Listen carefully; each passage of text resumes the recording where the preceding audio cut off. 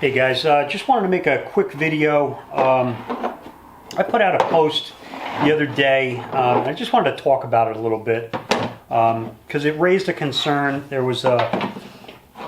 heard a story about a guy who he wanted to get out and do some saddle hunting. I think it was his first time saddle hunting.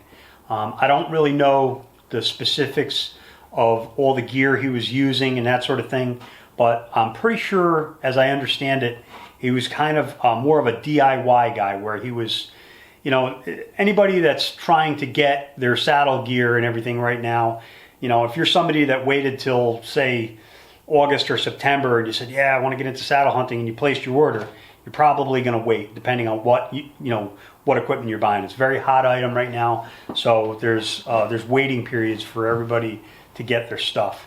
And I think what's happening is there's a lot of guys that, between trying to save money and also trying to be able to do some saddle hunting as quickly as they can because the season's already open, there's guys that are kind of rushing and maybe doing some do-it-yourself things, whether it be saddles, tethers, platforms or whatever. And I don't have any problems with do-it-yourself stuff. I mean, there's a lot of really ingenious stuff that I've seen with DIY. I would highly recommend guys, if they're going to go and do something that's DIY, tune into Garrett at DIY Sportsman. If I'm not mistaken, I think Garrett is. I think he's an engineer, and he thinks a lot of the stuff out. He's got a lot of really good ideas and well thought out do-it-yourself things. But with anything, whether it's DIY or even if it's not DIY, if you're climbing DRT, if you're climbing SRT, whatever, if you're making modifications, in this business we're climbing and we're getting up high off the ground, and climbing is inherently dangerous. It's dangerous even when everything is right.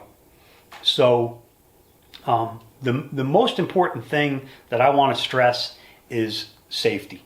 The most important thing is people's safety. I mean, I don't care if I kill a deer or not. I care if I come home tonight. I care if you guys, I care about everybody's safety. And it's no fun. You're not going to have any fun. You're not going to have a good day of hunting if you get hurt. So the most important thing is if we focus on that and make sure we don't make any decisions, any hasty decisions. Don't rush to get out there and do your saddle hunting if you're going to compromise your safety doing it. If you're doing a DIY project, or if you are, you're learning to climb DRT, or you're learning to climb SRT, or even climbing sticks, whatever it is, take the time to make sure that all your gear, your ability, any training, with DRT and SRT, I recommend that you get some type of formal training. I have the benefit of having a hunting partner that's a 30-year arborist professional. So, I hunt with my instructor. And,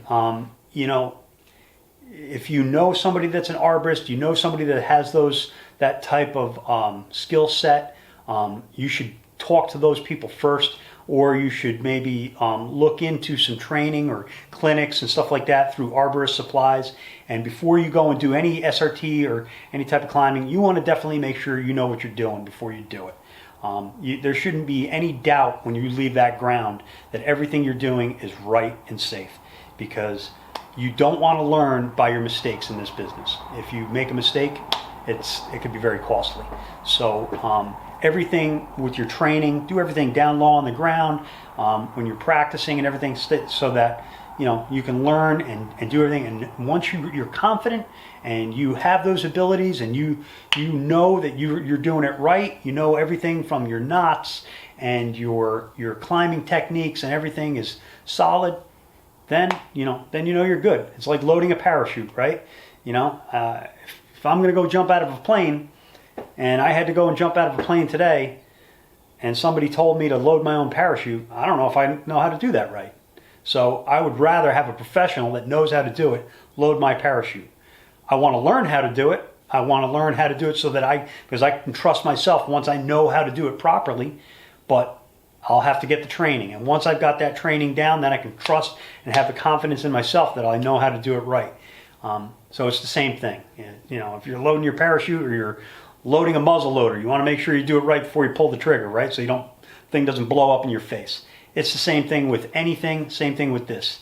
Take the time to make sure that everything you do, you understand, you got it down solid, you got a firm grasp of it, and then you can go out and have fun, you know? So I just wanted to talk about that. The story that I heard that kind of prompted me to do this was, it was a guy who wanted to get out there, and he, I don't know the circumstances of, you know, all of his gear, but I know he tried to tie his own prusik. And I guess something with the knots where, you know, he had a loop and he tried to fasten the ends of it together so you have that loop and then you put your prusik in. Apparently he didn't tie his knot right because it came loose.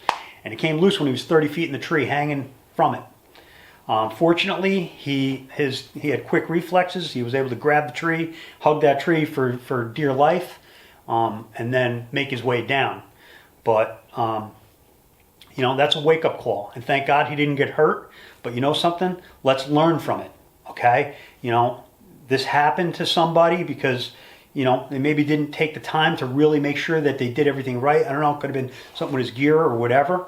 You know, but, you know, that at 30 feet up in a tree when it's coming loose isn't the time to say, geez, I don't know if I know how to tie a prusik, you know.